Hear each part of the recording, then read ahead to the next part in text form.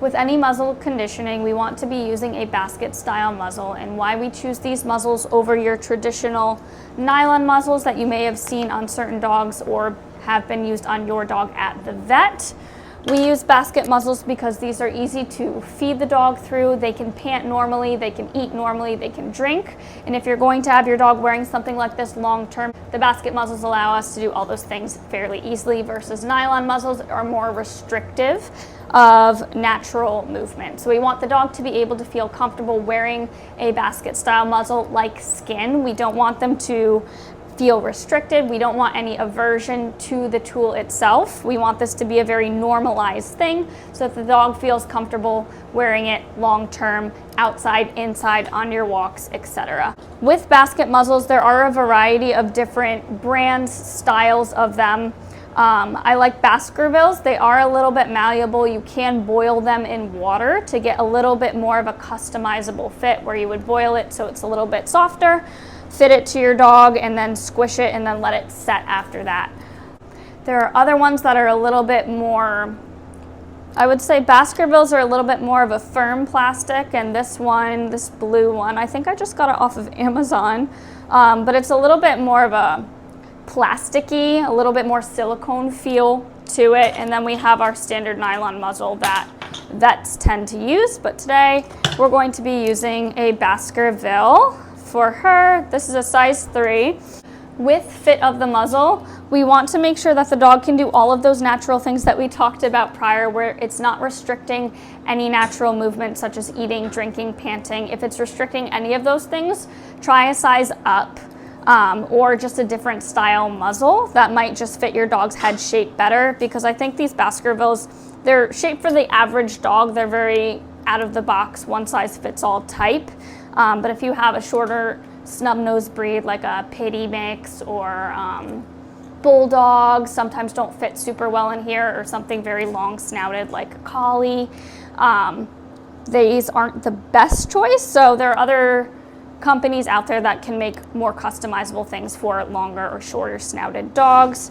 But for the sake of today, we are going to be using Baskerville size 3 on Miss Bindi over here. We're going to be using kibble for her, okay? After you have your muzzle and you know what is a good fit for your dog and you know have the one that you're going to be working with, we want to get something that the dog values food-wise. If your dog is a little bit picky, you can absolutely just smear a bunch of peanut butter inside of here. It gets a little bit messy, but if you're training dogs, you're in it to get your hands dirty. So we want to have motivation from the dog to put their face inside, especially if they're a little bit hesitant. You could skip your dog's breakfast and use their breakfast if they're willing to work for kibble. You can use something a little bit more high value like single ingredient things, cold cuts, cheese. We're going to be using kibble for this here because she'll work for it. But what you want to do is you're going to have whatever reward you're using, whether there's already peanut butter inside here or you have something that you're going to be dishing out.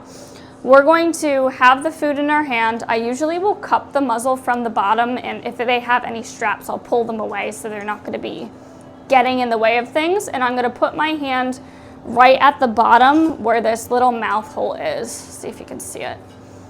So their lips are going to be down here. That's where I'm going to be delivering the food. So we're going to start in short increments. That I'm going to put the food, cupping at the bottom, put the food here, and see if she'll just eat right out of it. And she's done this a few times before, so it's going to look a little bit cleaner. It's okay if your dog's a little unsure at first. Good. So food in the hand, going to be delivering into the bottom of that muzzle. A common mistake I do see when people are muzzle training is that they will reward over here where the dog boops their face in and they get treated out here on the outside.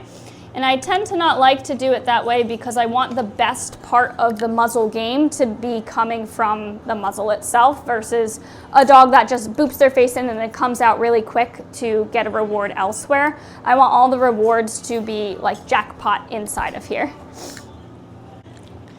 After your dog gets this game, sometimes I'll see if I can add a little bit of movement by tossing a treat away and then seeing if they'll come right back in for more food out of here, which is working great because long term your dog is going to be moving in this. So if we can get them driving into us with a little bit more forward motion, that's just prepping us for a little bit later when we do start adding movement with the muzzle on physically.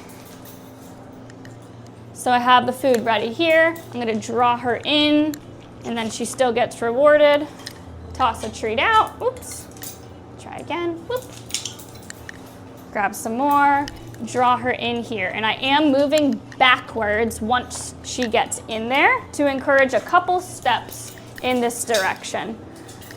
Ready? In. There we go. So I would consider this step 1 is getting your dog used to just putting their face into the muzzle and then adding a tiny bit of movement.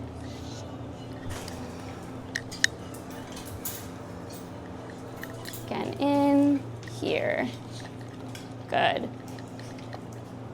Once you've gotten to this step, I start adding a little bit of duration inside here. And she kind of did it a little bit earlier, but long term, your dog is going to be wearing this, like we talked about, like skin. So skin isn't a quick in and out. We want the dog to be comfortable with their face in here for long periods to prep for them actually wearing it and walking around with it without our help.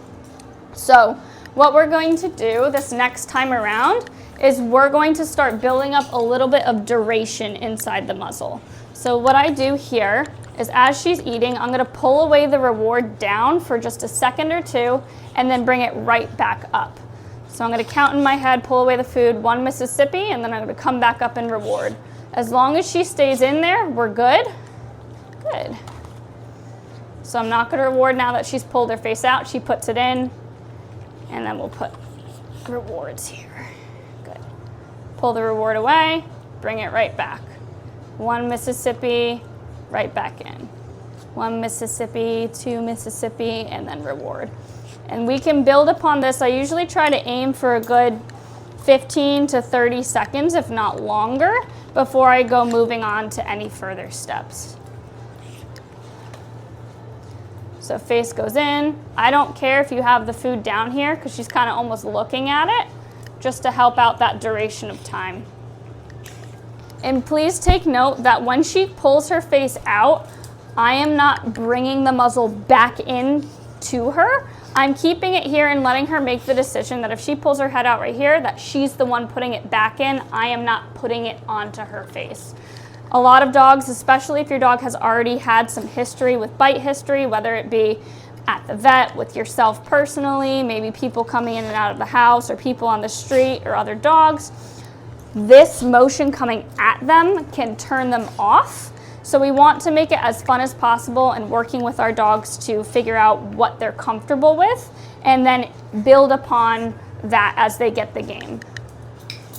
Just gonna change it up for her. So she comes back in, drives, 1 Mississippi, 2 Mississippi, and then we come in. So we're just adding in that same exercise from the first step into this duration. Good. So again, we're gonna toss a treat out. Dog comes in here. Oh, she missed it. 1 Mississippi, 2 Mississippi, and then we deliver the food. And then we keep building upon this until we have longer and longer durations. They're sticking to me. There you go.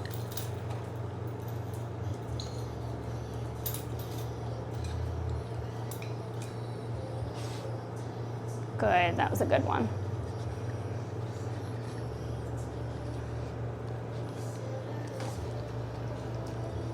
Perfect. All right.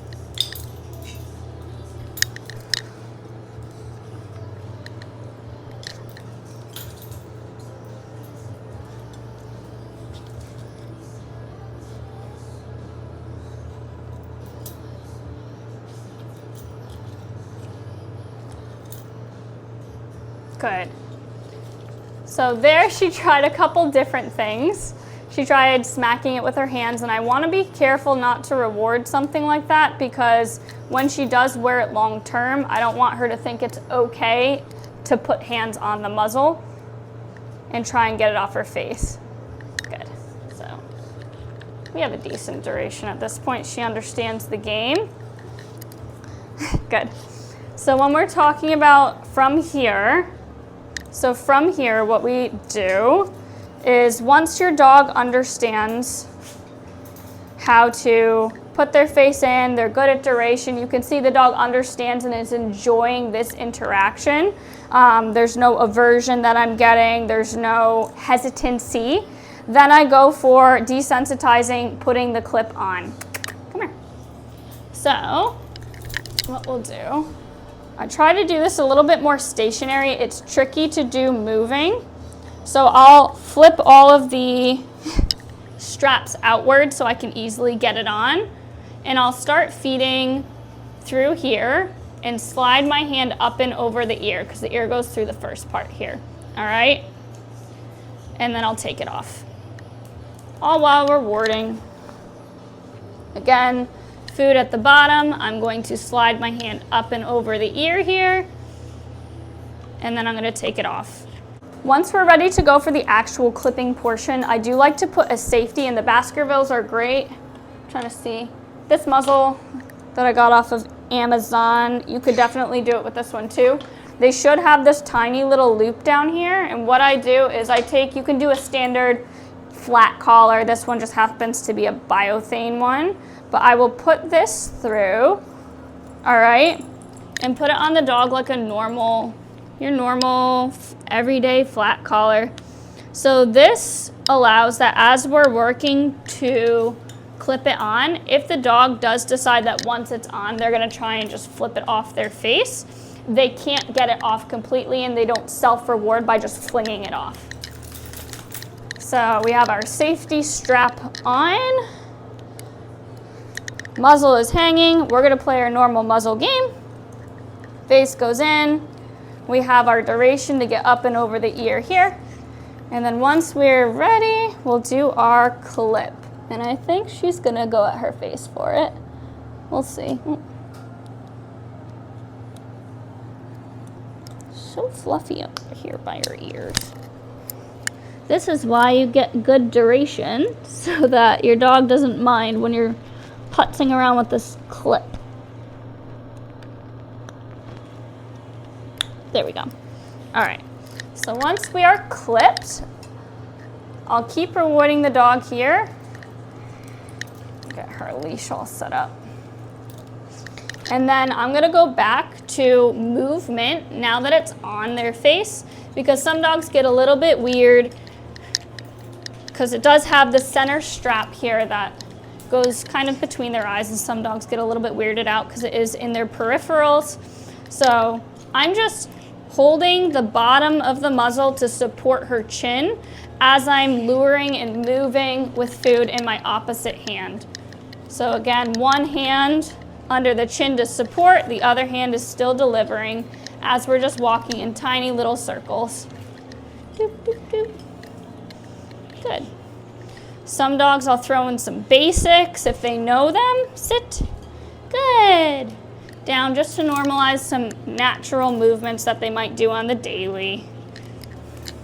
Again, supporting the chin to help her, but also if she is to decide to go at her face to rip the muzzle off, it's going to prevent that from happening as easily.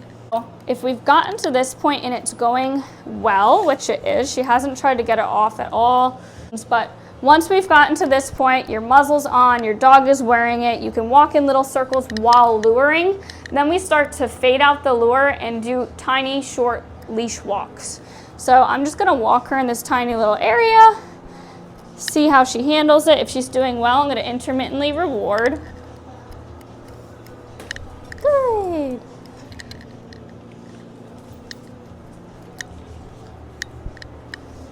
Good. And if your dog can handle this in your living room, in your kitchen, then you're good to try it in your driveway and on your walks. The more you get your dog used to wearing it, the better you'll be long term. Once you've gotten to this point, I do recommend staying with the leash on in the event that something triggers your dog to want to try and take it off, in which I will scoop up their chin. I might use the leash to try and guide them with something else to do with their bodies. Like instead of going at it, come this way, I'll lure you into it. We want to keep the game as happy as possible for them. so that they are comfortable wearing it like skin. Good.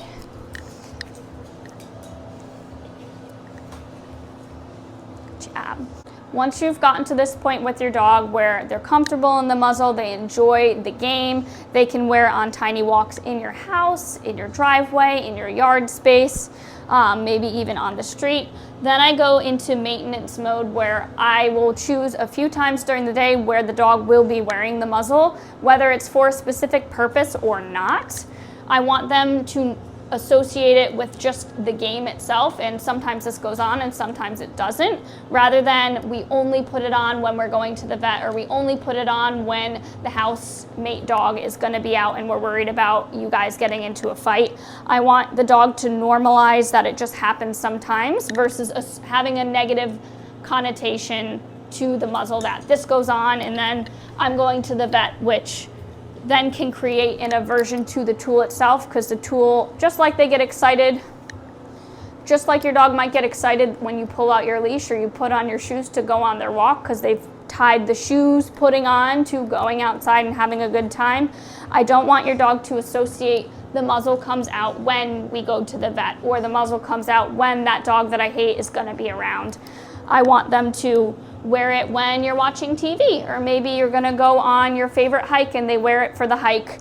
I want it to be a part of their everyday and either neutral or an exciting thing for them versus the opposite. That will help create a good experience surrounding the muzzle where they feel comfortable wearing it anytime. That concludes our muzzle training video. If you have any questions, feel free to just shoot me an email. If you're struggling with any piece of this in particular, or you can't get to the next step for one reason or another, just let me know and I'll be more than happy to assist you. All right, good girl. All right.